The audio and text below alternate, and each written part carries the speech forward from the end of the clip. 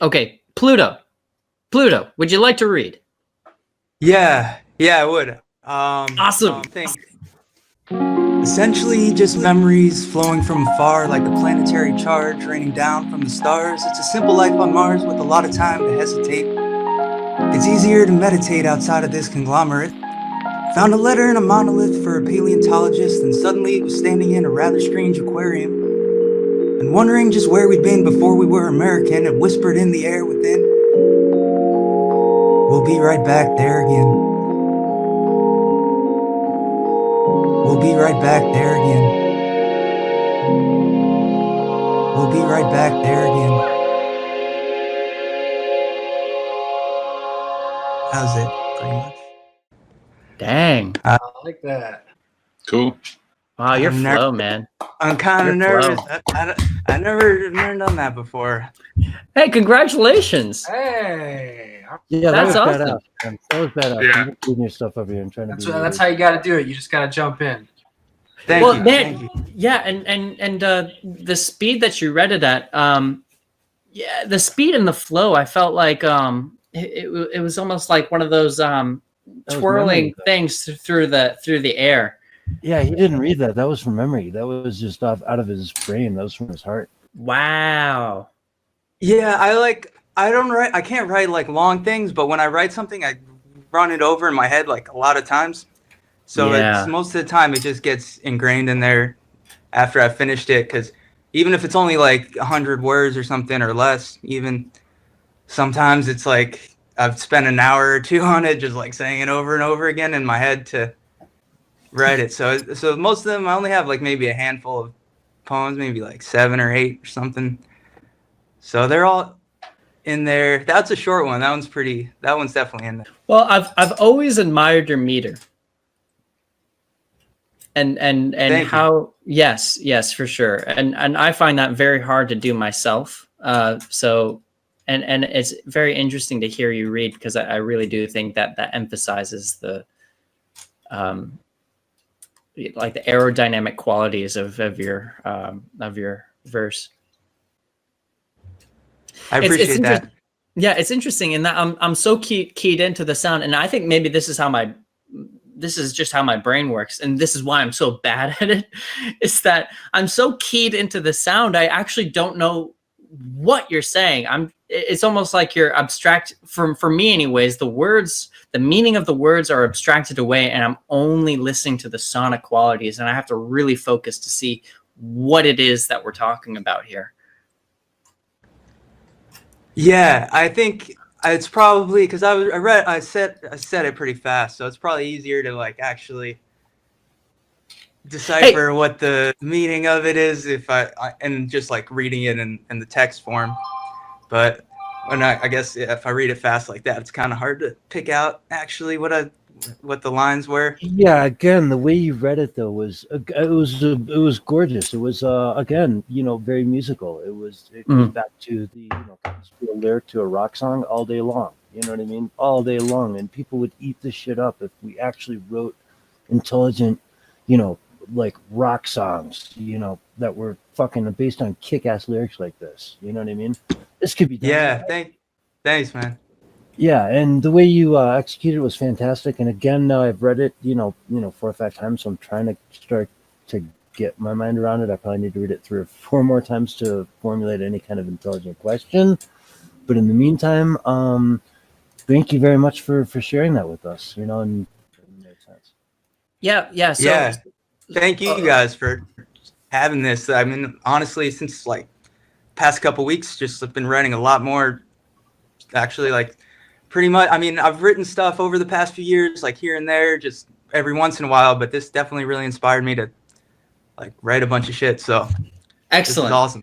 Excellent. That's that to me is the greatest compliment for this group and the reason and justification for us doing this kind of thing for sure. So I'm very glad to hear it. And now that I'm reading this much more deeply, that I just so it seems Bowie would kill this. David Bowie would kill this fucking lyrics. Fucking kill it. Essentially, just memories flowing from afar. like a planetary charge raining down from the stars.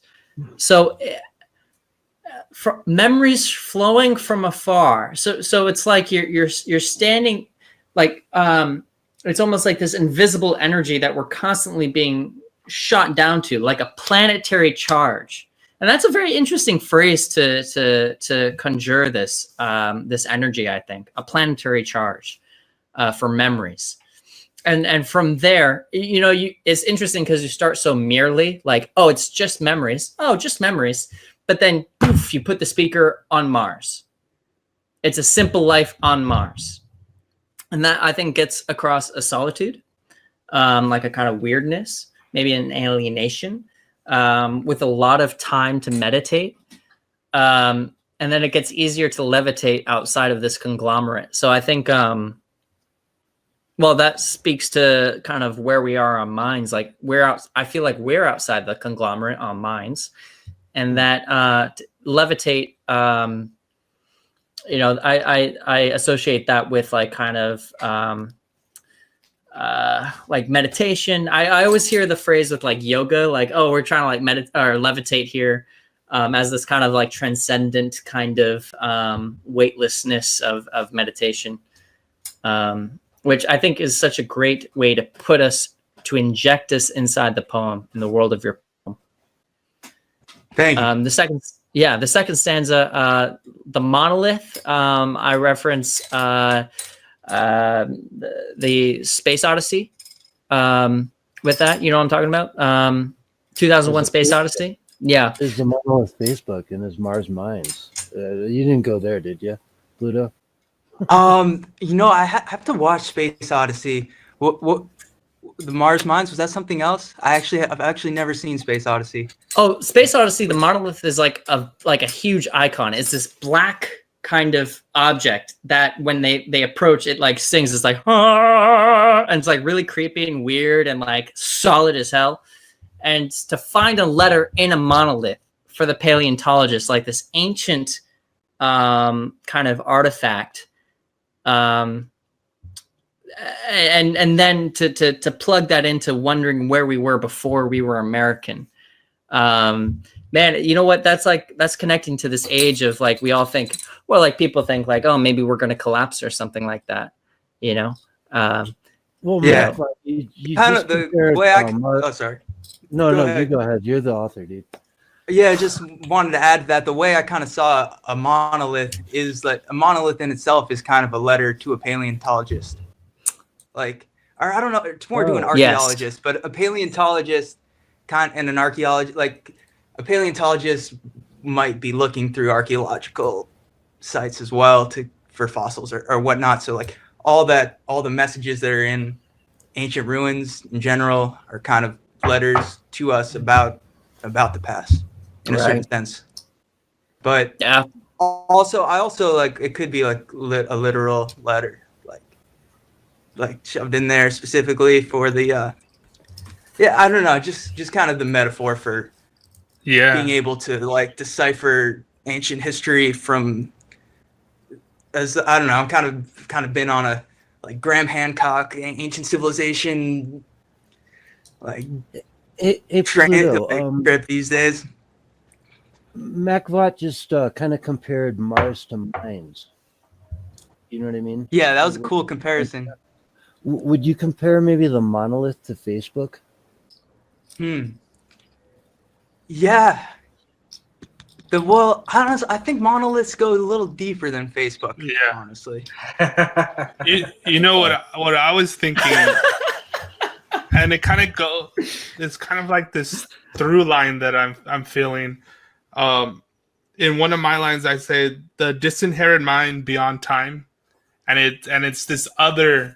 One of the best explanations of the other is like it's our future selves talking to us, and that it's so strange that it takes the form of an alien or of an AI, and it goes back to the dial tone that Mac is saying, and it kind of goes into this like monolith, but there, this technology that has this analog quality to it, that this thing that is both future and past and present, that is right now, that is outside of this of us and our perception that is just kind of always humming back there beyond the dial tone of our constructed mind.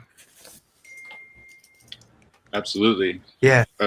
I like the monolith, saying that, you say monolith and you're thinking the singular structure, but I think of it sometimes as like maybe if you were to look at it as a magnet, and if it's very strong, all the magnetic field is all with itself, and if it's weaker, there's certain parts of the magnetic structure that have broken down and it's not with itself.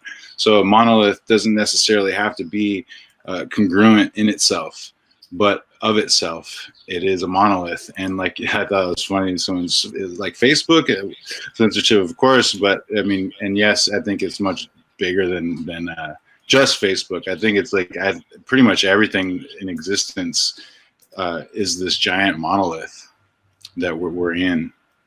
Yeah, I like what you said about electrical charges, because on it, like the pyramids, and I mean, sort of in the same realm of monoliths, are actually quite probably like electrical stations, like the distributed power, like wirelessly across the earth at a certain point in time.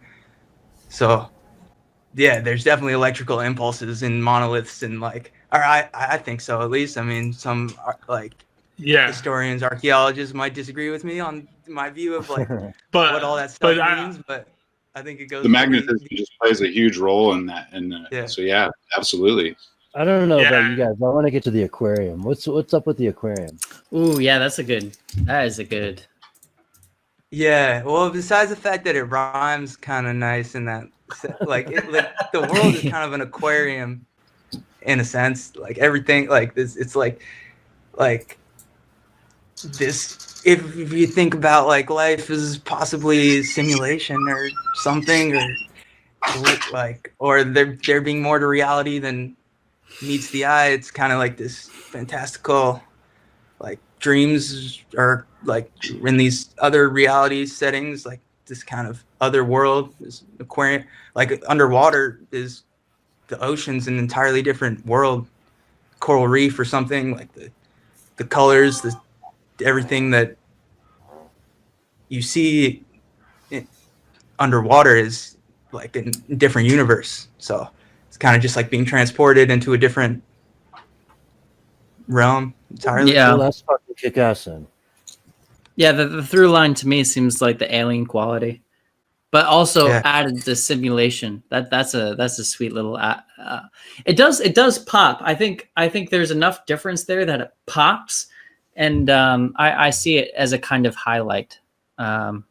If you think of a highlight like in artist terms of how like you might have like a blue canvas, but if you put a little red on there, then the rest of it seems more blue. Then that red kind of pops. I feel like it pops for me in this piece. Yeah, I was stoked when I found that line. Like I didn't know what to how to wrap that thing up, and I was happy with that line for sure. Standing in strange aquarium, like I don't know, got lucky with that. Sometimes you just get little gifts from the muse, wherever they come from. I don't know. Oh, that's kick-ass. Pluto, I wanted to invite you. You don't have to, but we've been reading poems twice, and I know this is like the first time you've read your poem. If you want to take another stab at reading it after talking about it, you're more welcome. Essentially, just memories flowing from afar like a planetary charge raining down from the stars. It's a simple life on Mars with a lot of time to meditate. Gets easier to levitate outside of this conglomerate.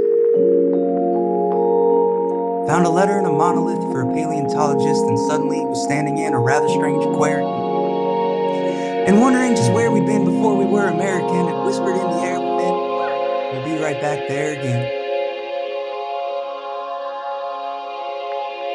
It's beautiful.